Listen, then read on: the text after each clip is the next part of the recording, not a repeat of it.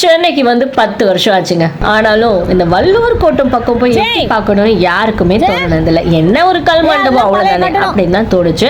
அதனால யாரும் போயிருக்க மாட்டீங்க. இத்தனைக்கே எங்கள் ஹஸ்பண்டோட ஆஃபீஸே வள்ளுவர் கோட்டம் பக்கத்தில் தான் இருந்தாலும் அவர் போய் பார்த்ததே இல்லைன்னா பார்த்துக்கோங்களேன். ஆனால் இப்போ சடனாக என்னன்னா வள்ளுவர் கோட்டத்தை ஸ்டாலின் அவர்கள் பார்த்தீங்கன்னா புதுப்பிச்சிருந்தாரு.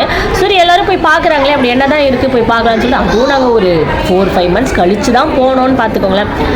போயிட்டு மெல்லமாக பார்க்கலாம் அப்படின்னு சொல்லி போனால் செம்மையாக இருக்குங்க. அடாடா குழந்தைங்க என்ஜாய் பண்ணுற மாதிரி அவ்வளோ அழகான விஷயங்கள், வள்ளுவர் சிலை, தேர் எல்லாமே அங்கே இருந்தது. ரொம்ப சந்தோஷமாக இருந்தது அதை பார்க்குறதுக்கு. அண்ட் அது மட்டும் இல்லாமல் இதில் ஒரு சர்ப்ரைஸான ஒரு விஷயம் இருந்தது. குழந்தைங்களாம் பிடிச்சி என்னடா வச்சிருந்தோம் கத்திரிலாம் இருட்டா இருந்தது. என்னடா இது இருட்டு பார்த்தா டக்குன்னு ஒரு இந்த வாட்டர் லைட் ஷோ ஆரம்பித்தாங்க.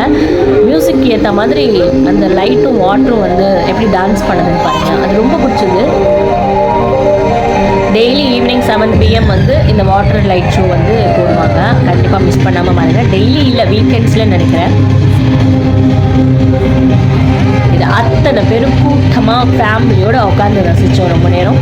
கிட்டத்தட்ட ஒரு 10 to 15 minutes இந்த வாட்டர் ஷோ வந்து காமிச்சிருந்தாங்க கலர் கலராக.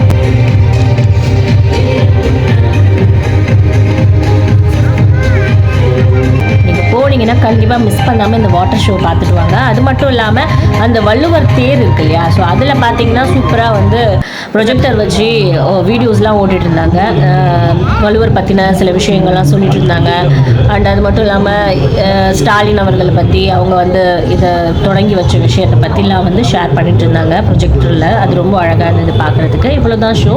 ஸோ முடிஞ்சிச்சு. இந்த வீடியோ கண்டிப்பாக உங்களுக்கு பிடிச்சிருக்கும்னு நினைக்கிறேன். பாய்.